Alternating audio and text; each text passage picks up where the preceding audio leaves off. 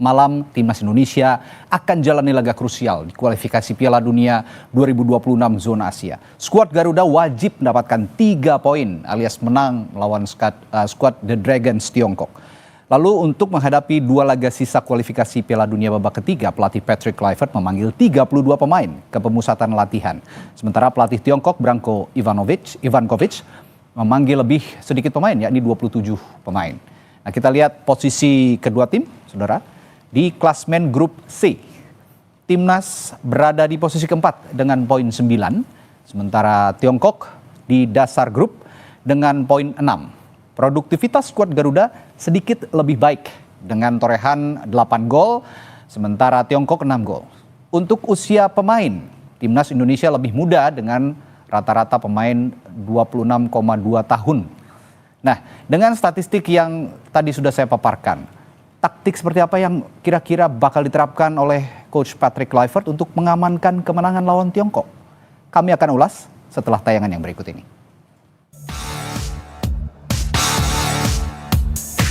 Kepercayaan diri tinggi ditunjukkan timnas Indonesia jelang laga kualifikasi Piala Dunia kontra Tiongkok Kamis 5 Juni besok.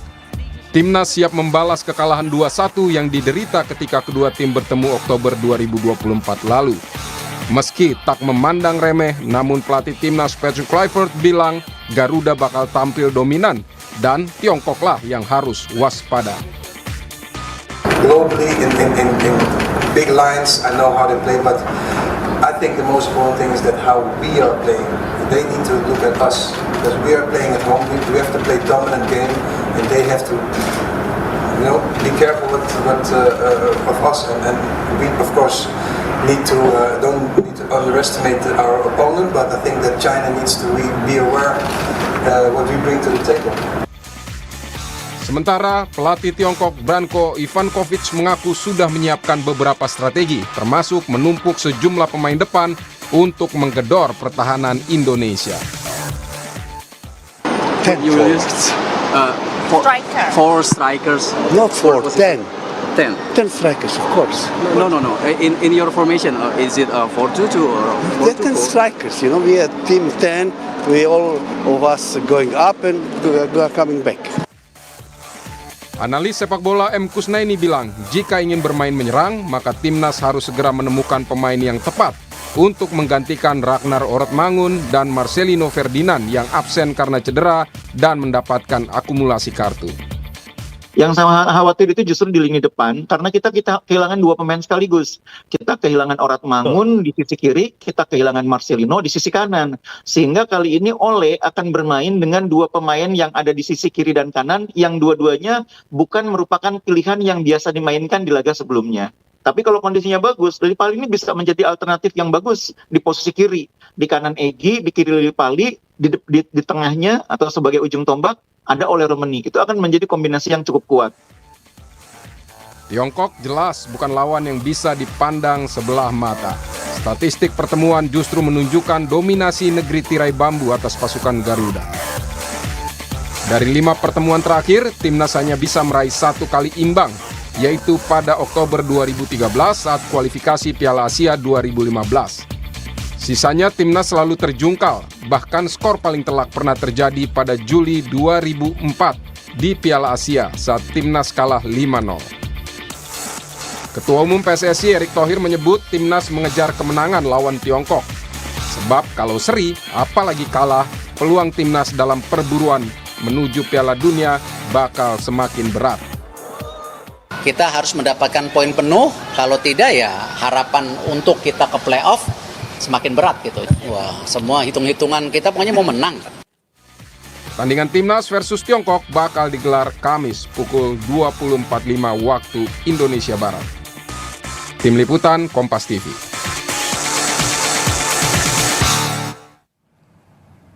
Satu hari lagi waktu yang ditunggu-tunggu pecinta sepak bola di Indonesia di seluruh pelosok negeri ini akan tiba. Jelang timnas melawan Tiongkok. Ini akan seru, akan menegangkan. Kita akan bahas bagaimana kedua pelatih akan adu strategi bersama dengan analis sepak bola Gita Suwondo dan juga Ketua Paguyuban Supporter Timnas Indonesia Ignatius Indro. Selamat malam Bung Gita. Malam, Radi. Selamat malam. Deg-degan saya ini sebenarnya dari kemarin. Kalau tadi vibes-nya, back sound-nya menegangkan, memang masih menegangkan itu ya. Nah, Bung Gita tadi cywar dari kedua coach dari Tiongkok, Branko Ivankovic bilang bahwa kita semua 10 pemain akan naik turun. Di 10 striker, 10 pemain bertahan akan terus naik turun. Dilawan sama Coach Patrick. Ini kandang kita, Bung, katanya. Ini kandang kita, hati-hati Tiongkok. Anda melihat kedua cywar dari coach ini menandakan bahwa mereka keduanya akan bermain menyerang atau bagaimana? Saya sih menganggapnya bahwa mereka cywar karena apa ya? Mereka desperate untuk mendapatkan 3 poin. Dua-duanya tegang. Karena terutama kalau kita bicara China ya. Mereka praktis benar-benar harus 3 poin. Karena kalau mereka hanya mendapatkan 1 poin, praktis mereka tersingkir. Karena mereka akan ada poin 10 kalaupun mereka menang di pertandingan terakhir. Itu tidak akan mudah untuk bersaing memperebutkan tempat ketiga dan keempat. Tapi kalau Patrick Kluivert sih saya lebih menilainya adalah dia berhati-hati dalam bicaranya. Bahwa dia pernah berantakan pada saat melawan Australia. Dia memperbaikinya melawan Bahrain. Dan dia pasti akan berusaha untuk mengulang apa yang sudah dia lakukan pada saat berhadapan dengan Bahrain. Itu kan kita main hati-hati, kita menunggu di belakang. Dan kalau Ivankovic tadi bilang bahwa akan bermain dengan 10 penyerang, 10 ke belakang, itu sih saya rasa hanya cywar bahwa dia memiliki pemain yang punya dengan segala macam kemampuannya. Tapi itu sebenarnya tidak terlihat dalam 8 pertandingan China. Mereka lebih defend to counter jadi. Ya ini karena laga hidup mati, cywar menjadi satu elemen penting seperti. Betul, dan ngomongnya bercanda kan kalau bercanda.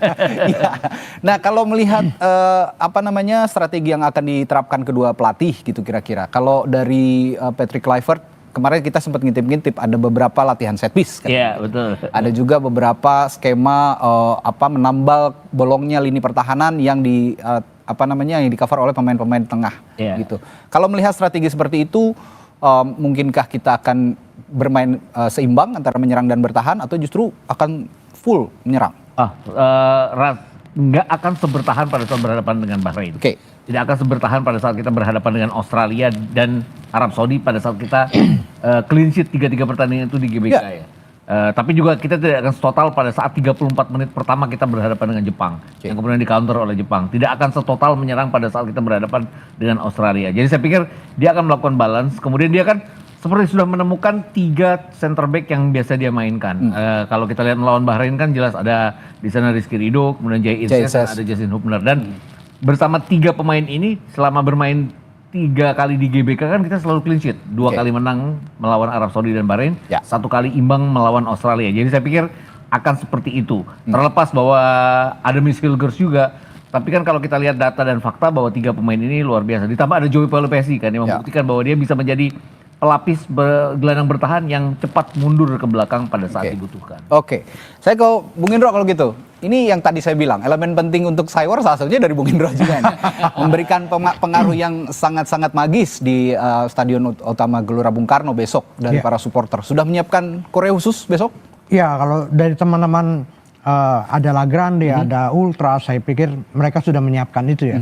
Dan kita tahu bahwa ini sebenarnya kita beruntung bahwa pertandingan lawan China ini berlangsung di GBK. Dan ini akan memberi motivasi lebih pada pemain kita. Dan ini kan sebenarnya China yang harus menang ya. Dan mereka akan bermain terbuka otomatis. Otomatis bermain terbuka dan ini sebenarnya keuntungan buat kita.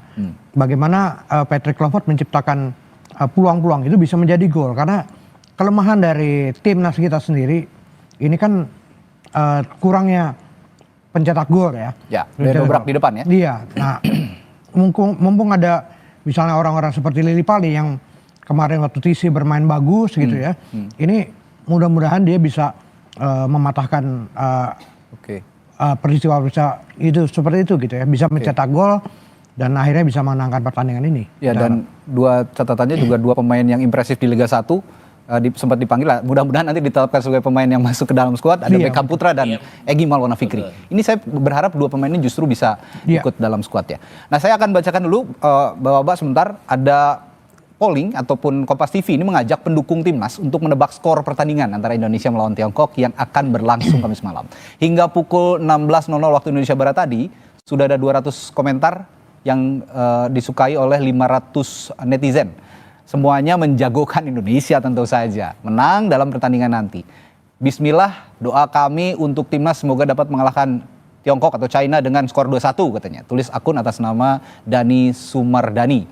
Sementara netizen Ortimus Mira menulis Indonesia Cina 2-0. Ayo Garuda Indonesia tunjukkan kamu bisa katanya. Timnas Garuda Indonesia 2-0, Timnas Cina maksudnya ini menang 2-0 ya. Lalu 3-1 untuk Indonesia menang katanya. Tulis Nans_56. Anda juga bisa ikut menebak skor Indonesia melawan Tiongkok dengan memberi komentar di akun Instagram Kompas TV ya saudara. Jadi ini juga bagian dari Cywar. Kita Indonesia itu kan terkenal dengan netizen bolanya yang luar biasa, masif gitu ya. Mudah-mudahan ini tergaungkan sampai terdengar sama pemain ofisial di Tiongkok sana sehingga ya sedikit mentalnya geter lah.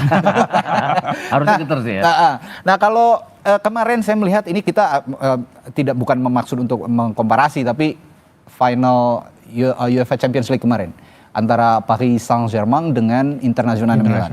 Begitu masifnya para supporter Paris Saint-Germain sehingga Inter juga akhirnya kebobolan nih Mano. Apa yang bisa dicontoh dari seorang atau sekelompok supporter seperti kelompok supporter di Paris Saint-Germain? Dia kalau misalnya kalau dia dari supporter kita, kita dikenal bahwa salah satu supporter yang begitu ini ya. Bahkan pertandingan U16 saja udah bisa rame di Indonesia gitu. Ini yang perbedaan fanatisme supporter kita. Ini tentunya akan membantu timnas. Asal jangan malah dukungan tersebut malah menjadi beban bagi pemain-pemain timnas. Pemain timnas kita harus bermain lepas, menunjukkan permainan terbaik mereka di lapangan dengan dukungan supporter. Masif, ya. Tapi yang perlu diperhatikan adalah ada sejumlah pemain dari China yang seperti Wu Lei dan juga beberapa pemain lainnya yang kemarin 5 bulan mereka nggak bisa bermain karena cedera.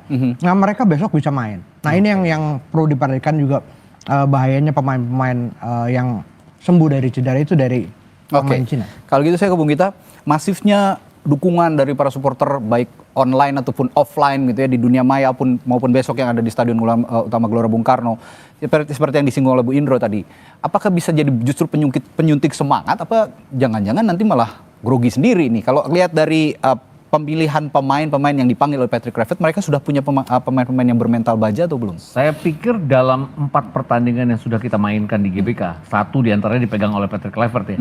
Kita membuktikan bahwa dukungan penonton itu merupakan senjata bagi kita ya. Kita menang lawan Arab Saudi, kita menang lawan Bahrain dipegang oleh Patrick Kluivert. Kita bisa menahani Bang Australia. Oke, kita kalah dari Jepang, tapi 34 menit kan sebenarnya kita sangat mengimbangi permainan Jepang. Kita gagal memanfaatkan 2 peluang di awal. Ini yang harus kita benar-benar klinis di depan di momen-momen yang sangat dibutuhkan. Itu yang harus kita lakukan. Saya pikir dukungan penonton adalah salah satu hal yang paling paling merupakan senjata. Saya yakin tidak akan membuat para pemain jatuh mental, tapi justru akan membangkitkan keinginan mereka untuk menang. Menang, belum berarti lolos menang, tapi yang jelas akan menang gitu. Oke, kalau bicara adu taktik ya itu tadi, mengordinasikan supporter dan bahkan Coach Patrick sendiri sudah sebenarnya lebih sering intensif berkomunikasi dengan supporter meskipun lewat akun media sosial gitu ya. Ini juga direspon dengan sangat positif. Nah, bicara tadi dari sisi supporter, kalau ada taktik di lapangan hijau, tentu saja kita masih berkutat dengan teka-teki siapa pengganti Marcelino. Ini yang jadi pertanyaan banyak pecinta bola juga. Nah, saya tanyakan ke Bung Gita nih, lagi-lagi kalau kemarin kan masih training camp, kan sudah mulai kelihatan hasil training campnya. Kira-kira siapa yang cocok? Marcelino itu kan kreatif, jelas. Stylish. Terus punya kecepatan juga, walaupun penyelesaian kadang-kadang masih tanda tanya. Untuk itu pasti ada Egy di sana. Egy kan sepanjang musim juga bagus. Betul. Vano dengan pengalamannya. Dan kemarin dicoba tim A lawan tim B kan Vano bikin hat-trick. Jadi saya pikir untuk hal itu mungkin antara Egy dan Vano. Tapi kan Vano bisa dipasang di kiri juga. Kiri kita kan tidak ada Ragnar. Ini yang juga merupakan missing link kita, nggak ada Ragnar. Ada Dean James, tapi Dean James kan lebih ke posisinya back kiri. Vano lebih kreatif di sana. 2 pemain sayap kanan dan sayap kiri kreatif ini pasti akan menunjang. Juga ada Yakob Sayuri, tapi saya lebih berpikir bahwa awalnya saya berpikir Yakob Sayuri karena punya kecepatan. Tapi saya pikir Egy akan di kanan, Lili Pali di kiri. Wah, ini walaupun Lili Pali sepanjang musim ini tidak menunjukkan performa seperti musim lalu ya, yang luar biasa bersama Borneo, tapi dia membuktikan di TC di Bali dia sangat baik. Oke, nah tapi ada pertanyaan kemudian selanjutnya. Tom Haye kalau Bung Gita bilang kemarin pemain 70 menit. Iya betul. Kalau Lili Pali gimana, mampu nggak atau 70 menit juga jangan-jangan? Dia nggak pernah terkenal 70 menit ya, artinya dia secara fisik oke, bisa bermain selama 90 menit. Saya juga bingung kenapa Tom Haye itu benar-benar 70 menit ya, tapi kan ada Ivar Jenner buat. Ya, kalau ada pelapis begitu. Ada pelapis. Tom Haye juga saya pikir juga akan bisa bertahan selama 90 menit ya jika dibutuhkan. Tidak akan seperti Tom Haye lah ya. Ya. Berarti Lili Pali akan lebih performa fisiknya akan lebih baik lah. Ya, akan lebih baik walaupun dia juga tidak reguler bermain untuk Borneo seperti halnya musim lalu. Tapi seharusnya kalau permainan kolektif kan tidak mengandalkan fisik ya. Harusnya seperti itu. Harusnya begitu. Dan Tom Haye kan juga pada saat lawan Bahrain terbukti bahwa sesudah ada Joao Pelopessi yang membantu dia dengan bertahan, dia kan perannya hanya untuk membawa bola ke depan dan itu benar-benar membuat fisiknya pada saat dia keluar itu kan lebih taktikal, bukan karena dia kelelahan saat itu. Belum lagi suntikan dukungan dari supporter, mungkin fisik nggak jadi masalah kalau supporternya terus gitu kan, kasih semangat. Ngomong-ngomong besok ada tifo yang disiapkan nggak? Tifo apa sih? Ada bocoran nggak? Wah kalau itu kalau dibocorkan tentunya nggak surprise ya. Tapi katanya besar banget ya. Yang pasti ukurannya raksasa dan bisa bikin, kalau kata anak sekarang, jiper. Gitu. Bisa bikin jiper semua supporter. Ada kalimat terakhir untuk menjelang laga besok, Bung Indro silakan. Iya, saya pikir kalimatnya adalah jangan sampai dukungan ini menjadi beban. Ya. Pemain harus bermain lepas, menunjukkan permainan terbaik mereka di antara belakang, tengah maupun depan ya. Dan yang pasti tunjukkan juga bahwa kita bisa mencetak gol sebanyak-banyaknya. Ini pesan yang sangat baik, mencetak gol sebanyak-banyaknya karena ya itu, kalau mau aman cetak gol sebanyak-banyaknya supaya tidak ada defisit ya. Kita kira-kira begitu ya. Ya, karena kita mengacu ke pertandingan terakhir kita melawan Tiongkok, itu secara permainan kita oke loh. Sangat baik. Lebih baik. Tapi kita hanya bisa cetak 1 gol dari 5 peluang yang kita miliki hanya di 45 menit babak kedua. Ya. Dan kita jangan terpancing sama itu tadi yang dia bilang dia akan menyerang dengan 10 pemain. Saya nggak percaya. Jangan-jangan kita lengah dengan ucapan itu, malah kita total menyerang lupa bertahan. Karena kan kita sekarang 3 pertandingan terakhir kita dapat 6 poin. 3 pertandingan terakhir Tiongkok mereka dapat 0 poin, 3 kali kalah. Ini kan persis dengan pertemuan pertama kita. Mereka 3 kali kalah, kita 3 kali draw saat itu. Jangan kepancing. Tapi jangan nggak penteng juga. Iya. Penteng juga.